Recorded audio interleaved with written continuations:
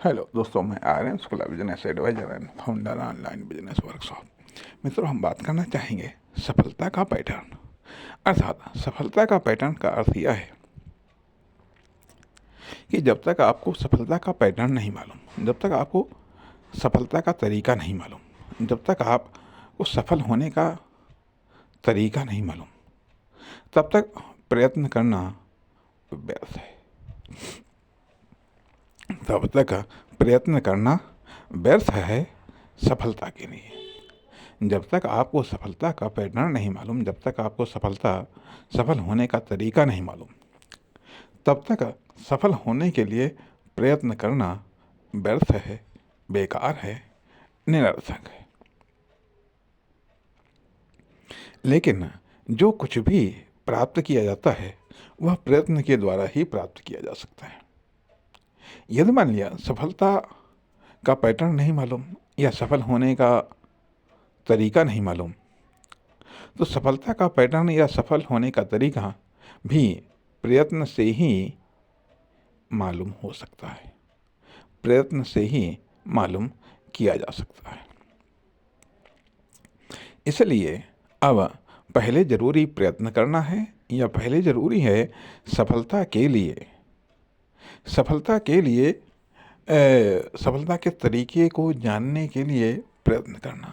अर्थात किस प्रकार का प्रयत्न पहले करना चाहिए, किस प्रकार का प्रयत्न हमें बाद में करना चाहिए। ये है सफलता के संदर्भ में महत्वपूर्ण पहलू है। अर्थात कार्य हम पहले स्टार्ट कर दें, ठीक है, कार्य हम पहले स्टार्ट कर दें और सीखें बाद में, तो क्या कार्य हम कर पाएंगे? लिखना हमने सीखा नहीं और लिखना स्टार्ट कर दिया, लिखना हमने सीखा नहीं और लिखना स्टार्ट कर दिया। वाहन को चलाना हमने सीखा नहीं और वाहन को चलाने के लिए स्टार्ट कर दिया। अर्थात सफल होने का तरीका हमने सीखा नहीं और सफल होने के लिए प्रयत्न करना स्टार्ट कर दिया। तो क्या उन प्रयत्नों से हमको सफलता मिलेगी? पहली चीज तो आती है कि हम सफल होने का तरीका सीखें, सफल होने का तरीका सीखें, एक चीज। दूसरी चीज आती है कि पार्टिकुलर फील्ड में कैसे सफल हुआ जा सकता है, यह सीखें। तीसरी चीज कि पार्टिकुलर एक्शन के द्वारा कैसे सफल हुआ जा सकता है, यह हम सीखें। और फिर हम यह सीखें कि हम कैसे सफल हो सकते हैं। न तो हमने ये सीखा कि सफल कैसे हुआ जा सकता है या सफल होने का तरीका, न हमने ये सीखा कि पार्टिकुलर फील्ड में कैसे सफल हुआ जा सकता है, न हमने ये सीखा कि पार्टिकुलर एक्शन के द्वारा कैसे सफल हुआ जा सकता है। लेकिन हमने शुरुआत कर दी, हमने ये भी नहीं सीखा कि हम कैसे सफल हो सकते हैं, लेकिन हमने सफल होने के लिए शुरुआत कर दी। हमने पार्टिकुलर फील्ड में पार्टिकुलर एक्शन के द्वारा सफल होने के लिए शुरुआत कर दी। क्या ये इस प्रकार से हम सफल हो सकते हैं? हाँ, यदि मान लिया हमें कुछ भी ज्ञात नहीं है, यदि हमें कुछ भी नहीं याद है, कहने का अर्थ है कि न तो हमें ये मालूम कैसे सफल हुआ जा सकता है, न हमको ये मालूम कि कहाँ से सफलता की जानकारी प्राप्त की जा सकती है, न हमको ये मालूम कि कैसे सफल हुआ जा सकता है या कैसे सफल होने के लिए कहाँ से क्या सीखा जा सकता है या क्या सीखना चाहिए। अर्थात जब कोई भी विकल्प नहीं होते, जब कोई भी विकल्प नहीं होते हैं हमारे पास में सीखने का, तो फिर प्रयत्न या कार्य ही हमें सिखाने लगता है। जैसे जैसे हम कार्य करते जाएंगे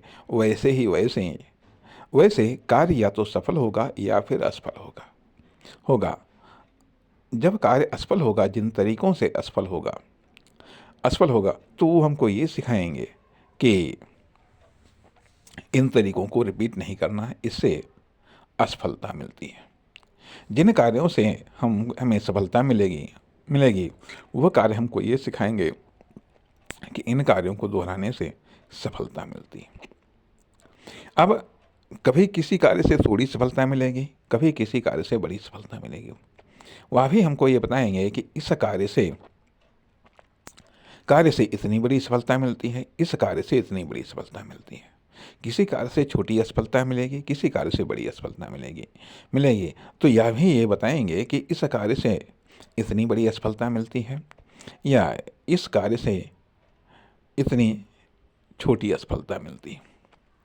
तथा कार्य करने से ये सिखाएंगे हमको, कार्य करने से यह भी हमको सिखाएंगे कि आखिरकार जो प्रयत्न मतलब किन परिस्थितियों में प्रयत्न करने से किस प्रकार का परिणाम मिलता है, किस प्रकार का परिणाम मिलता है। अर्थात कहने का अर्थ यह बनता है कि यदि जो नॉलेज है वो आँखों की तरह काम करता है, नॉलेज या लर्निंग ये आँखों की तरह काम करता है, और यदि आँखें अर्थात दृष्टि है तो निश्चित तौर पर एक्शन के द्वारा काफ़ी कम नुकसान होता है। लेकिन यदि लर्निंग नहीं है, हम सीधे वर्किंग करते हैं, तो निश्चित तौर पर हम सीखते तो हैं और हम परिणाम भी प्राप्त करते हैं, लेकिन उतनी फास्ट गति से नहीं। अर्थात सीखना, ये जानना, सीखना, समझना, तब एक्शन लेना, जानना, सीखना, समझना और तब एक्शन लेना। इसलिए चाहे बिजनेस हो, चाहे खेलकूद हो, चाहे पॉलिटिक्स हो, चाहे कोई भी फील्ड हो, उस फील्ड में यदि कामयाब होना है,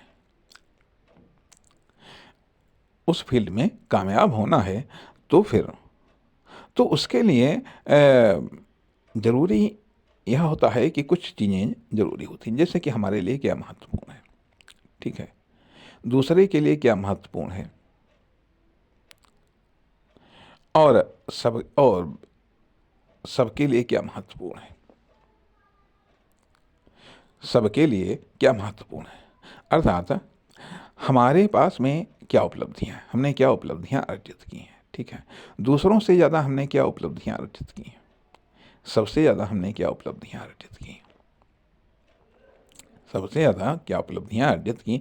अर्थात हमने क्या प्राप्त किया, यह हमारे लिए महत्वपूर्ण हो सकता है, लेकिन जो हमने प्राप्त किया वह दूसरे के लिए महत्वपूर्ण है, या जो हमने प्राप्त किया क्या वह सबके लिए महत्वपूर्ण है, सबके लिए महत्वपूर्ण है। अर्थात यदि मान लिया हम वो चीज़ लेकर के बैठे हैं जिस चीज़ को किसी को आवश्यकता नहीं है, लेकिन हमें उस चीज़ की आवश्यकता है जो चीज़ दूसरों के पास में है, तो कभी भी हम एक्सचेंज ऑफर के द्वारा नहीं प्राप्त कर सकते हैं, या फिर हम क्रय विक्रय या व्यापार के द्वारा हम उन चीज़ों को नहीं प्राप्त कर सकते। इसलिए जब हम अपने पास में उन चीज़ों को रखेंगे जो दूसरों के लिए वैल्यूएबल है, जो दूसरों के लिए कीमती हैं, या जिनकी दूसरों को आवश्यकता है, तभी हम दूसरों के पास से उन चीज़ों को प्राप्त कर पाएंगे जिनकी हमें आवश्यकता है, जिनकी हमें आवश्यकता है। तो इसलिए पहले नंबर पर तो हमें क्या ज़रूरत है, महत्वपूर्ण ये नहीं है कि दूसरों को क्या ज़रूरत है, वह चीज़ हमारे पास में होनी चाहिए, तभी हम उसके द्वारा हम अपनी मनपसंद चीज़ को प्राप्त कर सकते हैं, अर्थात तभी हम कामयाब हो सकते हैं। अर्थात जो चीज़ दूसरों के पास में नहीं है लेकिन उनको चाहिए, जो चीज़ दूसरों के पास में नहीं है लेकिन उनको चाहिए, तभी हम उनके पास से वो चीज़ को प्राप्त कर पाएंगे जो चीज़ हमें चाहिए। जो चीज़ हमें चाहिए, अर्थात ये सक्सेस है, यह सक्सेस है, यह सफलता है। इसलिए इसलिए कदम बढ़ाने से पहले सफलता को समझना आवश्यक है, सफल होने के मापदंडों को समझना